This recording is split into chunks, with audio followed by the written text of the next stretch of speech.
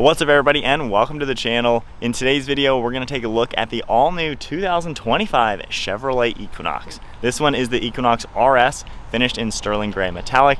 MSRP is $37,000. Big shout out to Randy Marion Chevrolet for providing this new crossover for today's video. Take a look at their website, linked down below.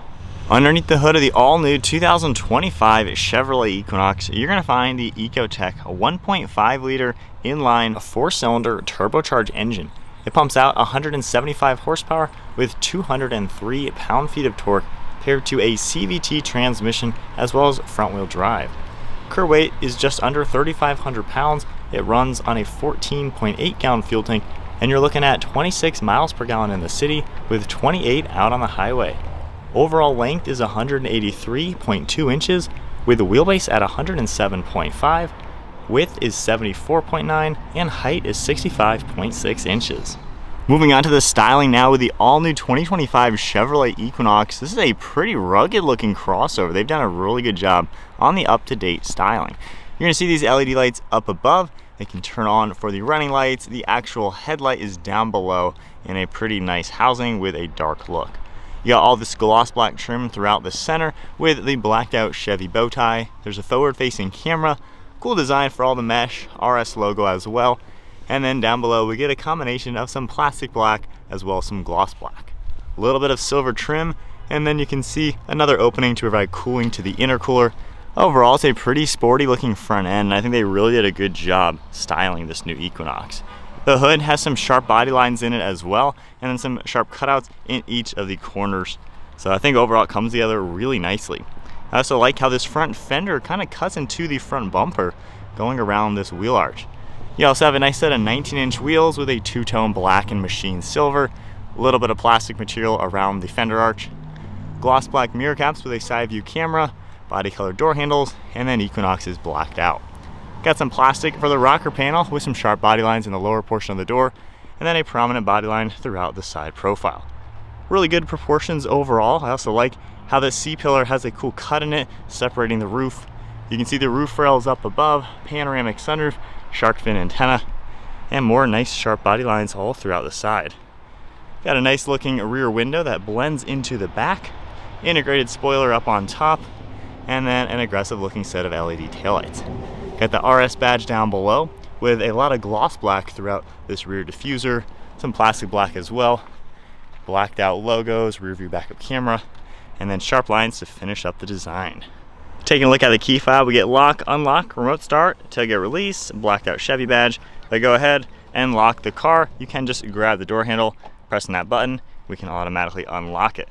This has a really cool interior with the black leather as well as red and blue accents all throughout. On the door panel, you have this really nice vinyl material with a nice texture. You got the contrast stitching, padded armrests, grab handle. All your controls are down here, along with your release handle.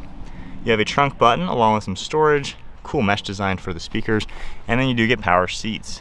I love this red fabric material along with the red and blue stitching. You have the smooth leather and then the nice perforations all throughout the center. It's a really cool looking seat, especially for an affordable car. RS logo as well, definitely a pretty cool design. Then you have even a flat bottom design for the steering wheel with the RS logo and then some contrast stitching. Now inside the 2025 Chevy Equinox, keep my foot on the brake. We can go ahead and fire it up. You're gonna get all the screens are gonna turn on, and then taking a look at the center gauge cluster, a nice LCD display. You have some information on the left like your date and range. In the center we have the speedometer, tach, as well as fuel and temperature. On the right side you are going to get a little bit of configurable information. You can also toggle that icon and you're going to get a nice view of the navigation powered by Google. So pretty cool depiction there, still with some vitals. Continuing there, we now have some safety information, and then we have a very clean setup, and then back to our main screen. You can also toggle this side to see just a few things that will pop up for radio information, but a nice display overall. We have the gear selector over on the far right side. For operation, you pull it back and down for drive, back and up for reverse, and then tap the P button for park. There are steering wheel mounted paddle shifters, and then we have the stalk on the left side for all the windshield wipers along with your turn signal. On the steering wheel, we got the nice blacked out Chevy logo, cruise control over on the left side, some Bluetooth and audio controls on the right, along with a heated steering wheel control.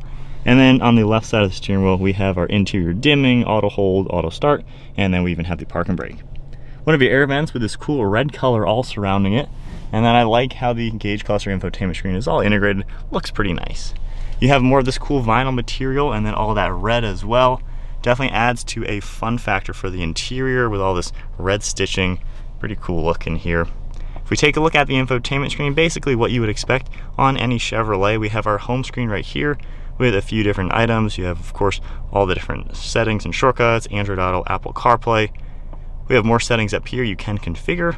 And then we have our audio information. You can also, of course, go into navigation on this screen. We have our phone integration and then a few settings within the car. So nice display overall. If we go ahead, take a look at the backup camera. Nice HD graphics along with that top-down view.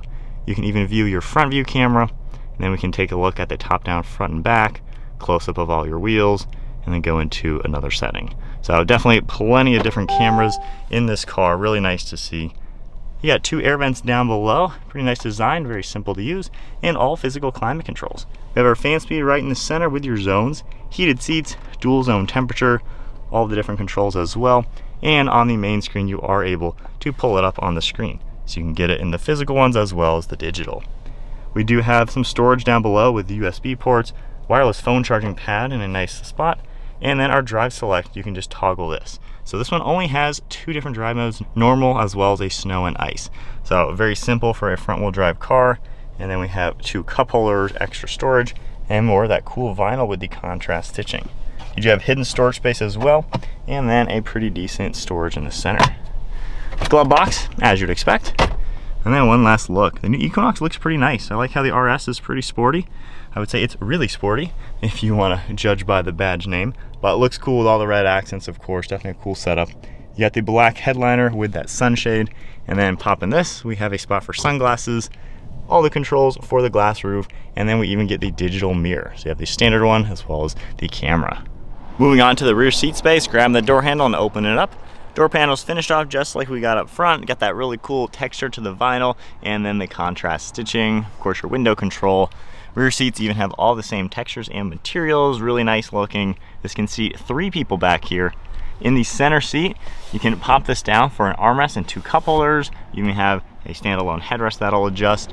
There are climate control vents in the center with a few plugs, and you're also gonna get storage behind all of these seats. You can also grab this lever, pulling these seats forward. They're gonna fold nice and flat, giving you extra cargo space and room into the trunk. Hopping into the back seat now with the all-new 2025 Chevy Equinox. This is pretty nice. I'm 5'11". With the driver's seat at my height, I got really good legroom and footroom. Seats are at a pretty good recline. They're very well padded too, and they cradle your legs nicely.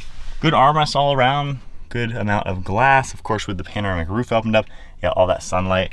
So honestly, if you're looking for a pretty affordable family crossover, this is a pretty decent size. Grown-ups can fit in the back. I don't think you're gonna have any complaints. Taking a look at the cargo space, there's gonna be a button right underneath the Chevy logo. We can just press that and pop open the power liftgate. You do have a button on the key fob as well as the interior. Interior back here is pretty roomy, as you can tell. A nice flat load floor, a little bit of a cutout. You can also lift this up, and there is gonna be hidden storage space all underneath. And even from here, if you have long enough arms, we can push that lever and get these seats to fold down. So a pretty easy way to operate everything, even though they are manual.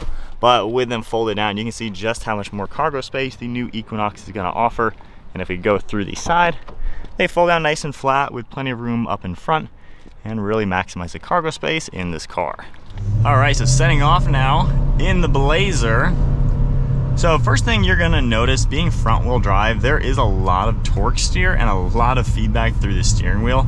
So when you're just cruising, it's very light, super easy, but if you give it some gas, you kind of got to fight the steering wheel just a little bit. Same with slow speeds. I've been able to squeal the tires quite a lot without even trying. So I would go all-wheel drive. Honestly, there's a lot of input. I'm just not the biggest fan of that. Normal driving though, it's pretty comfortable overall. The suspension is absorbing the bumps really well. I mean, it's a pretty smooth to drive car. Really good visibility over all the glass, right and left shoulder. I mean, it's pretty roomy in here. Definitely nothing to complain about. I love the camera for that rear view mirror. That really goes a long way. But as we get up and go right here, like I'm really fighting the steering wheel to not jerk. So all that movement is the car doing that.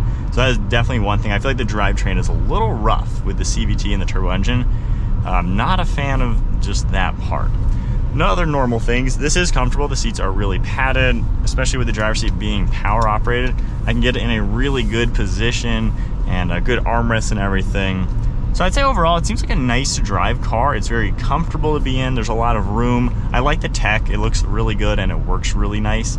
Of course, having like that full screen nav right in the center, kind of cool to have both of them going if you're going on some crazy trip. But I think I like how they've done the overall technology in this car to where it's easy to use and familiar. It looks a lot like General Motors in general, so it's nothing hard to get used to. It has all the technology you're going to want and expect. And then storage is all really good. Physical climate controls are great. I'd just say as a driving experience, I wouldn't say it's anything that's gonna really blow your socks off. It kind of drives like a typical crossover, I would say. Just a lot of input. Now, as far as the power though, it still gets up to speed pretty well. I wouldn't say it's exactly a sluggish car, but when we pull back into traffic, there is some lag right now. Like I'm kind of flooring it a little bit and it takes a while to get up and move. But once you're going, it kind of carries its weight really well. So it's fine for the driving experience, just I would say a little on the unrefined side, basically just the drivetrain area. The ride quality, I don't really have an issue with. It seems pretty quiet overall and comfortable. Good seating position, you're up high, so it doesn't feel like just a tiny little car. So pretty good overall, I would say, as a driving experience. You do have the practicality, it's not too crazy expensive, so not bad overall. So my honest thoughts now, my perspective with the new 2025 Equinox, I'd say the driving experience is a little bit of a letdown, honestly. Overall, it rides fine, but doesn't drive that well, I would say. Now the all-wheel drive might be significantly different. Just the input you feel in the steering wheel is a lot more than any other front-wheel drive crossover that I've driven in this class, in this price range. So it just does feel like it's a little unrefined where, I don't know, you gotta work the car kind of to go and you feel a lot of it. So you would expect a kind of more simple, relatively affordable car to be really, really smooth. It's not quite as smooth as I thought. So it's just a little interesting with the input I feel from the steering, the throttle response delay, and then just, I don't know. It's a little interesting. However, I will say the styling inside and out is fantastic. They did a really good job making this car look really cool. So right now, no power until we're moving, and then it's torque steer for days. So it takes about 20 miles an hour to start, then getting some acceleration. Before 20, it seems really slow. So you really got to step on it, I guess, to get some power, and then you're going to be hanging on for dear life. The ride quality, when you're doing that, it definitely feels all over the place. It's not really that confident if you're going really fast and had to make any sort of quick maneuver or sharp turn. So yeah, ride quality, I don't know, I'd say I'm a little disappointed in, a little bit of a drawback. But anyway, back to the good stuff, the styling. Outside looks great, looks really cool, looks super sporty. It is the RS, so it is really sporty. The interior, the colors, the fit and finish, I think are really nice. Like overall, they've killed it with the design. It looks great inside and out. I think it has a lot going for it in the style department. Just the drive, like right now if I'm pulling out in front of traffic, yeah, I don't know, it's a little nerve-wracking. Like you heard it squeal a tire for a split second, traction control, kill power. I mean, that was like 10 seconds of basically being anyone's way if anyone was coming really fast on that road. So I don't know, that's a little interesting. Normally I don't, I guess, have that negative side of an opinion on a nice normal car. They all kind of drive the same. This one could use a little refinement, I would say. What else to talk about? Storage is good, room interior is fine, like the back seats are great, the trunk area is great. So I think if this is just going to be kind of a day-to-day point A to point B car, that's probably about what it would be. Be a fine just highway cruiser and things like that. I would say stop and go traffic where you're constantly slowing down and then having to speed up, or if you have to deal with a lot of higher speed merging onto the highways, I don't know if I'd really want to go for it. I feel like the engine might be a little on the underpowered side. Again, all-wheel drive could just drive a lot smoother, but I don't know, it could use a little better refinement. Taking this turn is a little vague on the steering. So I don't know, I'd say it's an overall fine car. See right there, traction again kicked in when the tires started spinning. I don't know, I would honestly kind of say more towards the middle, more of a mediocre car. Just the driving experience is lacking compared to a lot of other ones. So I'll have to reserve all my judgment until I drive an all-wheel drive, but front-wheel drive one, I don't know, if you had all or even somewhat of an aggressive driver where you need to get into traffic sometimes, this is probably not the right car. But if it's just a car you need some space with and you want to look good, seems like a fine option overall. So anyways, that is my thought then with the 2025 Chevy Equinox. Style, they did a great job. Fit and finish is fine, it looks cool. Just I think the driving dynamics could be a little bit improved. So we'll see. We'll see if they tweak anything or if all-wheel drive is better, but I don't really have much else to say. I think I'm kind of talking in circles at this point. But tech's good. A lot of good stuff going for it. Just, I don't know. I can't get quite on board with this car, I don't think. Which normally I can get on board with pretty much any car because every car there's someone who it would be perfect for. This one I'm not too sure about. I think there's a few drivability things that might need some work. Anyways, those are my thoughts. I'm definitely talking in circles now. If you enjoyed the video, be sure to give it a thumbs up, hit that subscribe button, and stay tuned for plenty more content. And I'll see you all in the next video.